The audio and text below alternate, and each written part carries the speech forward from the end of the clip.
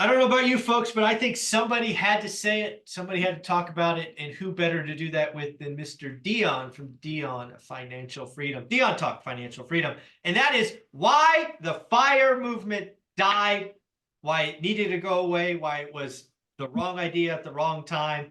But we're going to talk about that with Mr. Dion. How you doing, sir?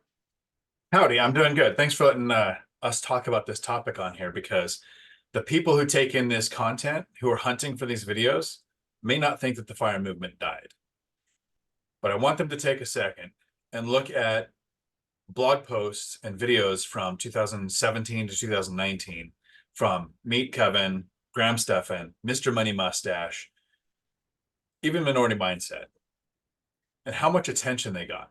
How many hundreds of thousands of views a video would get. Now you flash forward a few years and they still get views. Graham Stephan switched into his skill set, right? He'll react to and entertain, and every now and then he does a fundamental finance video that's what I'll jump in and watch.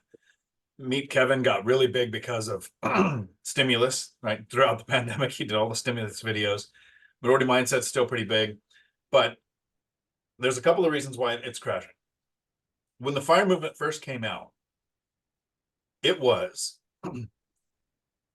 here are the sacrifices you can make to not have to work again. You can retire early, be financially independent if you ride a bike to work, if you house hack, if you get your meals down to $2 a meal per person, like all of these really extreme things that to us seem like, well, yeah, if you do that, it'd be much faster, you'd be stabler. If you can get your expenses down, it's easier to reach financial freedom. But that kind of hit popularity with people who hadn't heard it before. But in order to grow the number of people watching, imagine how watered down it had to be. And actually, the reason I thought of this topic is because of a comment that was just shared on one of our recent videos on your channel. The first sentence of this person's comment on your channel was, I love a lot of what was said here, but I felt the sentiment was that of, you can only be wealthy if you sacrifice along the way. Yes, like that's exactly the sentiment, the point.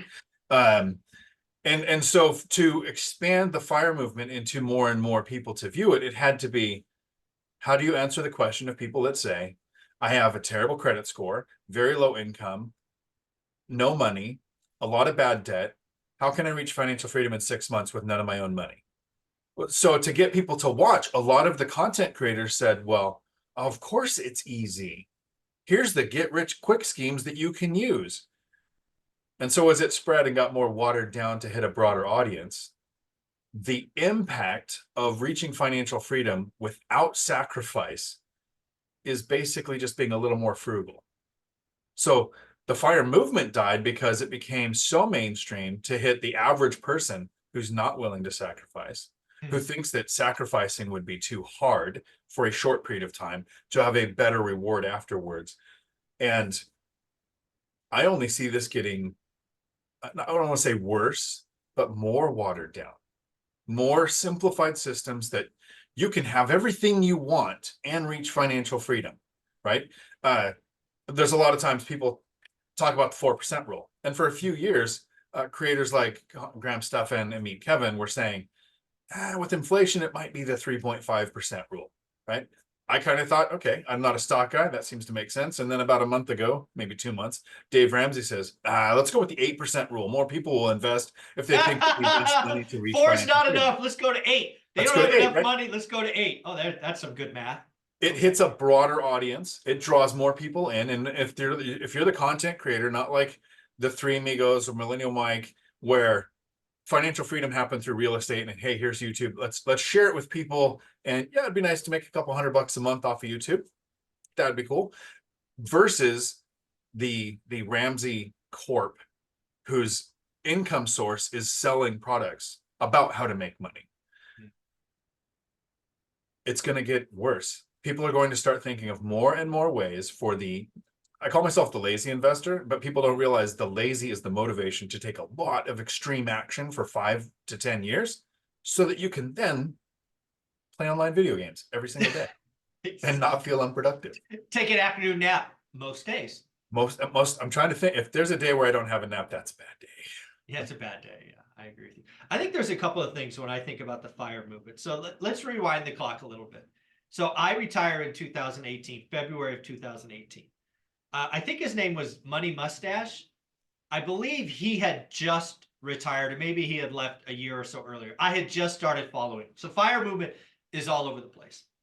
In fact, as my channel was starting, I was getting attacked by people in the FIRE movement because I was, hey, the real estate guy, right?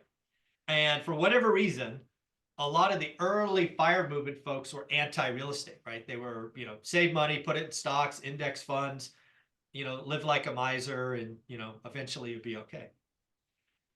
I think it was 2021. It might have been 2022.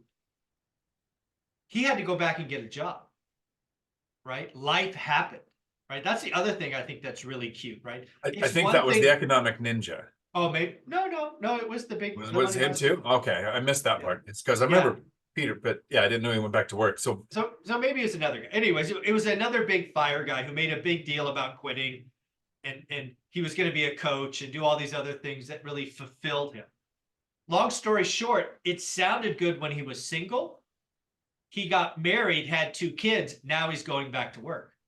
So it is one thing to live on a FIRE movement with ramen noodles and, Costco handouts. But when you get married, when you have kids, all of that can change. The other thing that I think the FIRE movement died is it didn't welcome other ideas. The fact that I was attacked when I didn't even really know the FIRE movement. The fact that they found me and just threw darts without context was really shocking. They really made it about, if you're not sacrificing and biking to work or walking or whatever, you're not in the club. And I was like, I don't know what you guys are talking about. There's lots of ways to get here. If you actually listen to my story, I cut 50% of my expenses, needs versus wants, out. So I'm there. And oh, by the way, hint, I'm through the cycle. I'm 15 years in. I'm somebody you could point to as like, hey, look, it works. There's more than one way to do it. And now I've been out for 6 years and have no intention to go back. It was wild to see. It seemed like the FIRE movement folks got tighter and tighter as opposed to opening their arms to other ideas. That was a huge mistake. That aggressiveness is still there. It's just shifted. Right. Originally, I remember several times going into the Choose FI community or the even the Afford Anything, where Paula Pant has 7 properties, and that's how she reached financial freedom. And then she grew a really good brand on how other people can do this. Early on, it was anti-real estate. It was, if it's not stocks, if it's not the 4% rule, that's not financial freedom. Now it shifted to, okay, that might be financial freedom, but this is from a comment from yesterday. So this is not like couple of years ago people were saying this, but yesterday, that's not passive enough for me.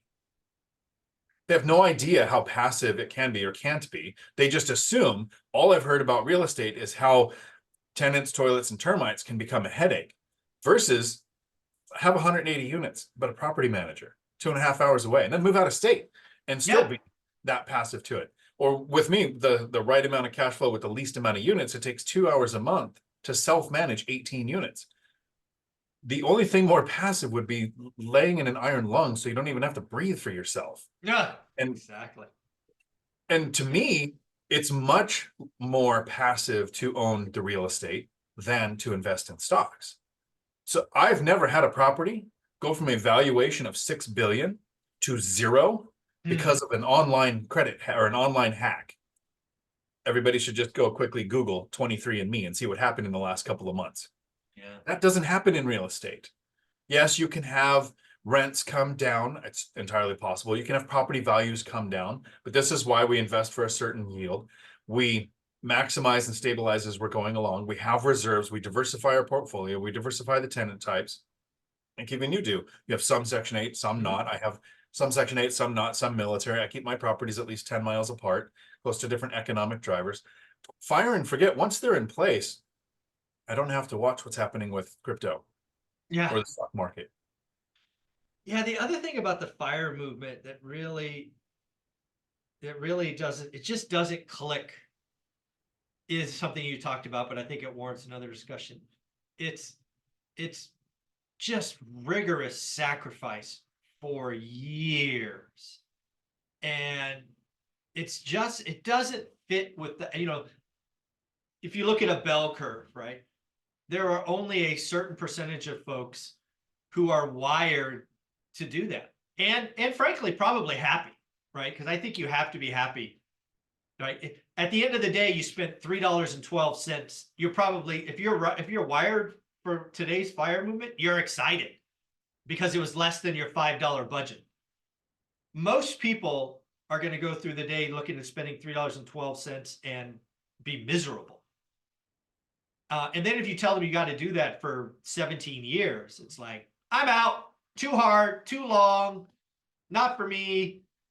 So it doesn't, the thing that I've learned about getting financial freedom is the first 5 years suck, right? The best analogy is that snowball going downhill. The first, getting the movement started hard, then it just takes a while to pick up steam and get big enough, A, to recognize, and then B, to be meaningful enough to even consider being done. It's years. And I don't think the fire movement, at least my early attacks, didn't acknowledge that. It was almost like, do this and you'll be free. I'm like, really? You think it's that easy? It's kind of wild.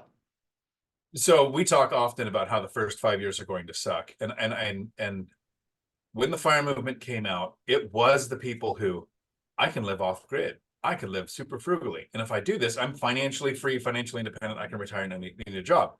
Well, then it spread out. Like I said, it gets to a bigger audience, so it needs to be watered down.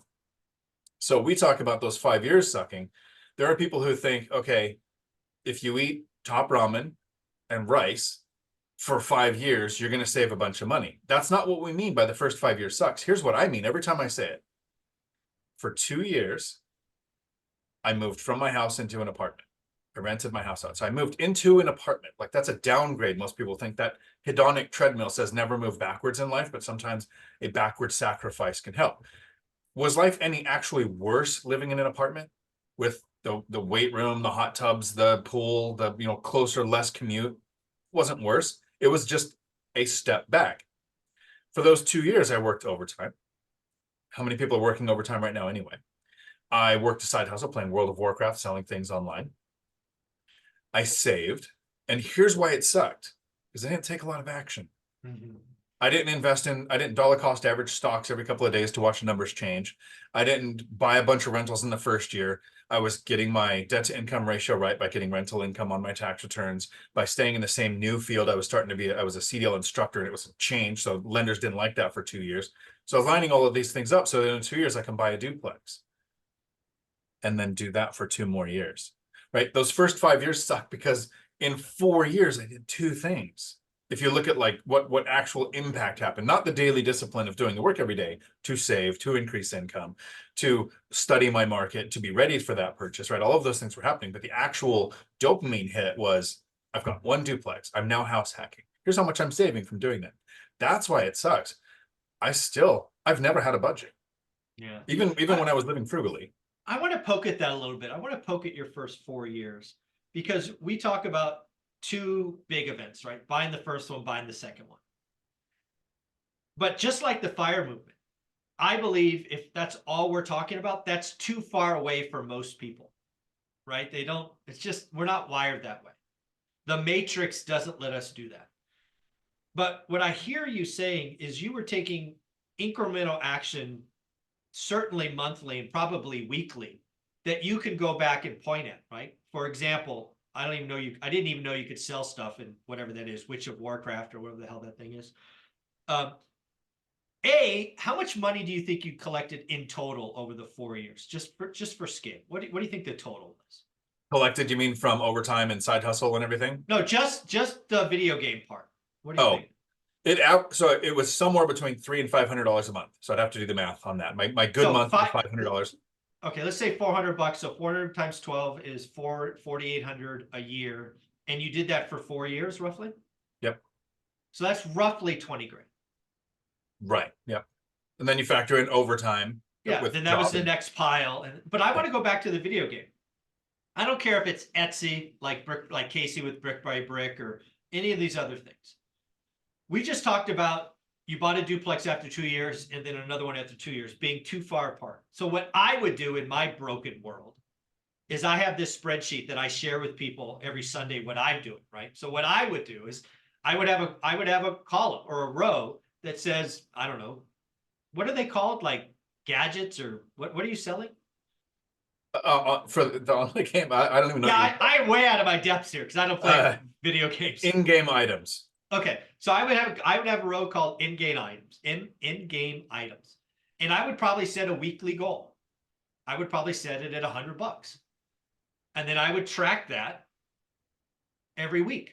The reason I do that, the reason I think it is important, is 2 years or 4 years in two accomplishments is too far for most people. But if we work in a world where we are giving ourselves incremental progress every freaking week towards this bigger goal, it gets addictive. It gets something we look forward to. It is something that we keep working on, right? How many people would give up at month 13 of getting their credit right, getting the it's just like, I give up. This is too hard. I'm not there yet. I've done everything I can. But if you track it weekly and you see the progress weekly, it's easier. So in line with the people who quit, a lot of times we hear about people who acquire their first rental and they have one bad tenant, and then they just basically sell it. They call everybody and they say, hey, I tried it, I didn't like it. Yeah. For me, what's confusing for me about that is it's not that they just bought a rental and then they had a bad experience, is that they did the work that it takes to be able to buy a rental. Like the solid credit history, the bankability, the studying the market, the saving the down payment, closing costs, money for immediate repairs, like all of that work that went in to then have one bad experience tell them that they should quit. And I think that kind of happens with the FIRE movement. People think all of the things that I have to do and learn how to do this whole new skill set, then the reward is still years away. So I think I like your spreadsheet idea. Take it right from business. You know, nothing can be improved until it's measured. Yeah, you got to measure. Once you measure it, you can improve it. And I think that applies to your daily routines. Yeah. I actually recently just met with my son and put him on blast here on YouTube. That's great. He was the typical, like I was at his age, idiot in their 20s, and racked up student loan debt and car debt. Got a motorcycle, sold a motorcycle for a bike, had $54,000 in consumer debt. Student loan debt. Then pulls off a genius move, something I have yet to do, married up, and found somebody with a brain. And the two of them worked together, and within 1 year, zero debt, they got down to zero. The problem is going from I have consumer debt to zero is easier than going from zero to I have net worth. Because when you're working on debt, when you're bringing down debt, you have a target. The zero is I can pay $14 off of this bill. My numbers are closer to the goal. Yep.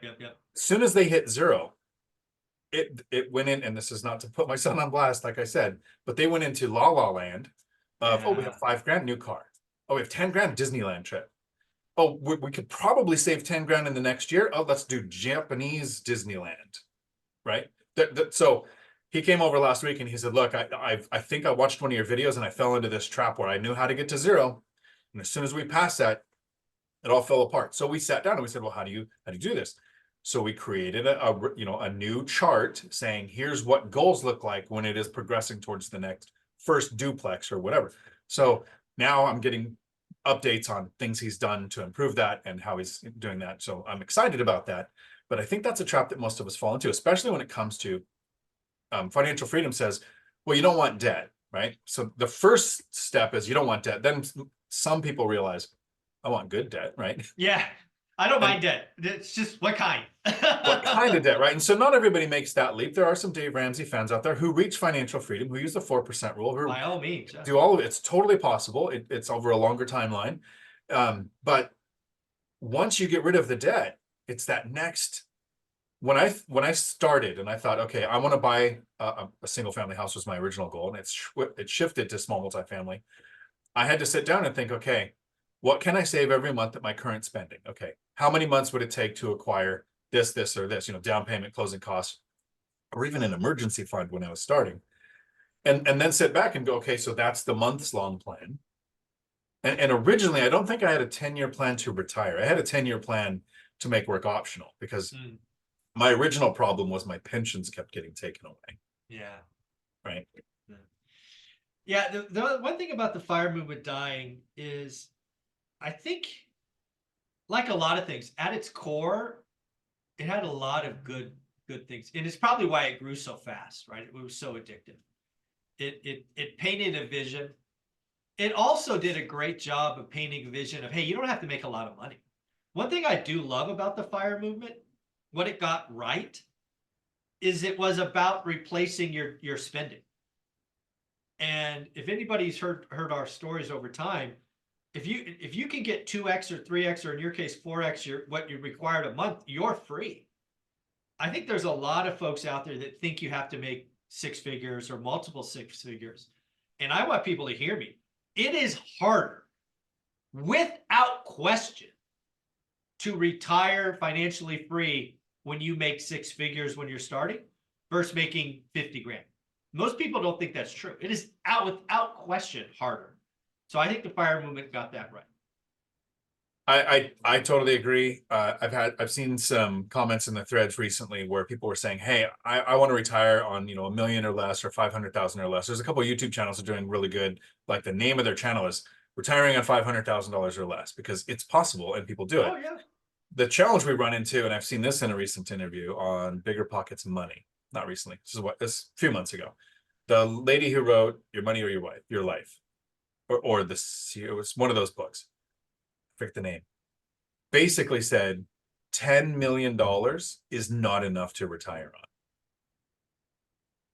And it was this disconnect between somebody who's super successful, kind of like when you interviewed Graham Stephan. He's like, I'm making hundreds of thousands or millions a month or a year, or whatever it is, and it can go away tomorrow. Yeah. Like, as the numbers get bigger, our brain starts thinking bigger's not enough. And this is where I get kind of a lot of flack from other investors. I knew what enough was, right? Yeah, clearly. But I think that is one thing that I could say about both of us is I think there's a financial mountain, financial freedom mountain, whatever you want to call it, with a lot of outcroppings. We found a number that was comfortable for us, and we freaking sat down. We're done. Now, I've said many times, and I'm sure you have, I reserve the right to change my opinion and stand back up and walk up higher. But I've been here for 6 years. I'm good, right? The view's great. I'm reaching down and helping people up. Someday I may stand up and go higher, but I agree. There are so many people that just throw out stupid big numbers with no context. It's just $10 million is not enough. Are you kidding me? I mean, come on. That's what I said when I heard it too. So to continue on your point where you said, we picked a number on the mountain, but you reserve the right to change your mind in the future, right? Here's the way I look at that, and I heard this recently as well in relation to the 4% rule. A lot of people look at the 4% rule and they think, okay, the reason I'm doing this is because this accounts for inflation. This accounts for me paying taxes. This accounts for all of the other things that can happen. But they rarely account for what happens in the year where you have a 20% return or a 30% return, right? So in real estate, I use that multiplier. It's making more than 4 times what it costs me to live, so that I can handle a recession, a prolonged government shutdown, a pandemic, or whatever's going to happen that could impact, that can have a serious health concern. That 4-time multiplier covers that. Where I reserve the right is what I did, like with my most recent purchase. I did not need to buy this duplex, but since I haven't had a major health concern, rents haven't gone down, the pandemic we had actually increased net worth and rents across the board by the second or third year into it, right? So this exponential growth that's happened, the extra money can be deployed. Just because I know that's my number that I'm at, I'm totally fine there. Yeah, I'll house hack another duplex. Another thing that I think people have a problem with the FIRE movement is you have to be frugal forever. And that's not, I wouldn't have retired early if I had to be frugal forever. What I did was retired early and then try to figure out how to spend money. Like that's the actual challenge. Yeah, again, I think there was a lot to like about the fire movement. I think it was a sexy sell. I do think I don't call it the leaders or principles, whatever you want it, they got too rigid. And I want to be clear, right? One of the things about one rental at a time I'm trying to do is be open, right? Obviously, you and I and Matt and Mike and many of the others on the channel got there via real estate.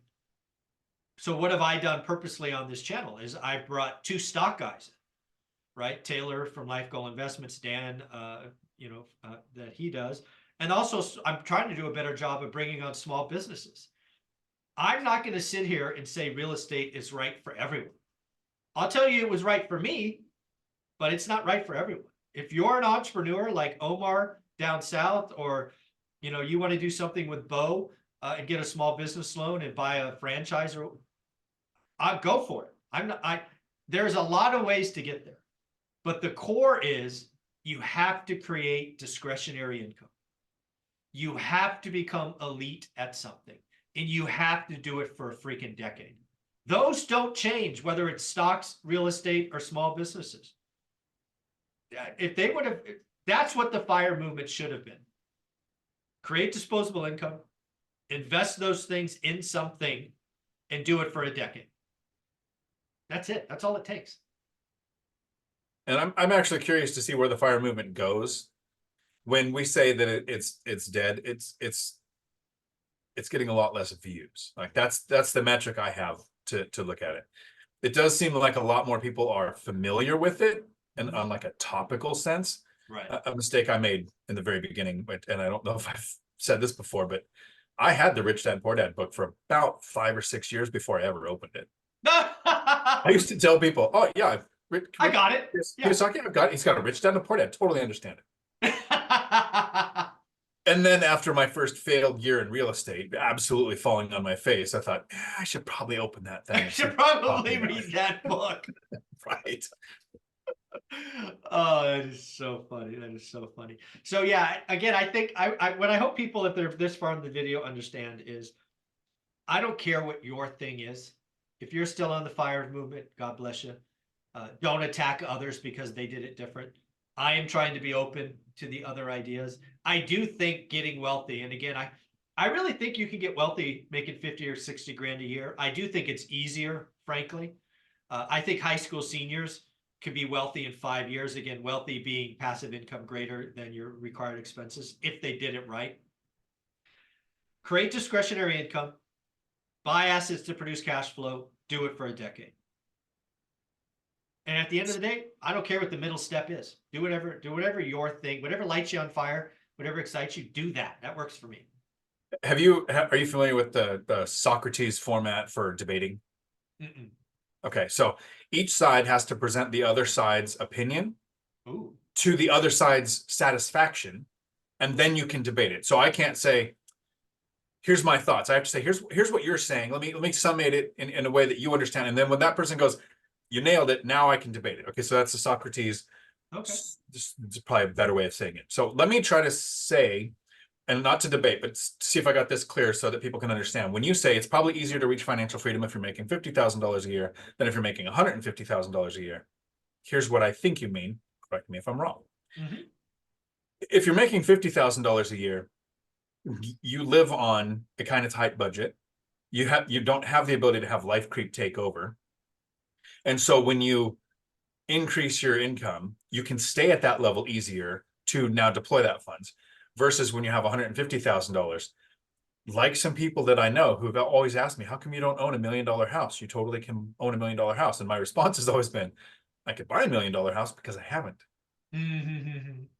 So the $150,000 person is thinking, okay, at my level of life, at my peers' opinions, I have to have this nicer car. The nicer car means I need to have the better driveway to put it. I'm not going to park this $60,000 car in an apartment complex. I'm going to have my own driveway, so I have to have a house. If I have to have a house, it's got to be the right size for the kids I plan on having. And then I want all of the wants that come in because of the level of income. Is that the idea of why financial freedom is easier at 50,000? with one addition. So Okay. all of that is correct. Usually people come to this desire at some point in their adult life. So whenever you are, you have already made financial commitments that you can't undo. So if you're making 50 grand a year, those additional commitments are limited. If you're making 200 grand a year, they're larger. Whether it's like your son who had credit card debt or student loan or whatever, just the hole that you have to fill in is smaller if you're capped out at 50 versus 200. With that one addition, I like all of it. I thought of two reasons where it makes sense too. If you're making $50,000 a year and you lose your job, you find another $50,000 a year job. Quick. If you're making 150 and tech lays off across the board, you're learning a new skill. My friend, Tony, Captain Sags, I think he's Major Sags now, worked for Blizzard, World of Warcraft, right? So I'm a fan, but he's also a friend of mine, comes to our local real estate meetup. He's house hacking a duplex, like he's on the right path. When I met him, he was into crypto, that shifted. But he recently, Blizzard laid off 1,900 people. Yeah. I sent him a message this morning. I said, look, I don't know what you made. I know getting laid off sucks. And I don't work for the school anymore, so there's no benefit to me. But did you know that when you get laid off, you might be able to go get this thing called WIOA funds, where the government will pay you to get a CDL. You can go get a $70,000 or $80,000 a year local driving job. Try to help him out. But a driver that loses their job goes and drives for another company. That tech guy, they kind of lay off at the same time. So that's the first reason is it's easier to replace that lower income. And the second reason, if you're making 150 and somebody's making 50, most people just think, okay, those are big difference numbers. This person's making more. What college debt did it take to get the 150? Right? What high cost of living area do you need to live in to get the wage of 150? There's some other things that can impact those wages too. So for the people that are watching that are only making 50,000 a year, which is what I made for the first 8 years of investing. So it was actually a little easier for my rental income to pass my earned income because of that. Yeah. I'm just curious, did you see the fireworks explode behind your head? Sometimes Zoom loves me that much. How did that happen? That was great. Hands up like it'll time it and it won't do it over a period of time. Time my hands up like this, tap yourself in the chest, and it'll sometimes do that. Okay, but it's got to be like more than a minute since it just did it. It'll send you a thumbs up, a couple of other things, but it times it so it's not flooding it all the time. I had no idea that, folks, did you know there were hand signals for Zoom? These are exciting things. I did not know that. But I digress. Right turn. I think you're absolutely right. Again, I want people to realize this. A high income is harder. And if you ever need proof of this, I will play the cash flow game with Robert Kiyosaki. You will be the doctor or the lawyer. I will be the teacher or the police officer, and I'll kick your ass 9 out of 10 times. It's not even close. I will be out of the game in 30 minutes, and it might take you 2 hours. If the Rich Dad Corporation wouldn't sue us for plagiarism, I think we should play a cash flow live Zoom game between the Four Musketeers with Mike. I think there's an online version. I think we might be able to do that. Worst case, I have the game. We're gonna all be in Vegas soon enough. We'll film us playing it. Maybe I don't know. We'll see. There you go. There you go. Well, at the end of the day, folks, financial independence, retire early is possible. It's funny. My first LLC. I don't know if I've ever said this. The first LLC I ever created, it no longer exists, so I'll say it here, was RYRR Holdings. There was a Rich Dad, Poor Dad book I read after Rich Dad, Poor Dad called Retire Young, Retire Rich. That book came out before the FIRE movement took off. But that book, it's a picture of Robert and Kim on a horse that I remember, like on the back cover. I actually read that book more than I read Rich Dad, Poor Dad because it was more of a how-to book. But yeah, financial independence, retire early is possible. There are lots of ways to do it. I'm all for it. Whatever your thing is, I do think it's 3 steps: discretionary income, become elite, invest, do it for a decade. But yeah, real estate's not the only option. There are others. Dion, closing thoughts. Where can they find you? So closing thoughts. There is not one right way to do this. There is one right way for you. Which is why on my channel, because I know that there are people who want to reach financial freedom but don't want to own a rental, I often recommend looking into stocks or owning your own business. And I'll recommend people to the channel of Joe Kuhn, Kuhn. He invested in stocks and uses the bucket method and a bunch of stuff that I haven't done. But it's a viable way to reach financial freedom if you don't want to own rentals. And you can find me right here on YouTube, Dion Talk Financial Freedom. Thank you, buddy. I appreciate you. Ciao.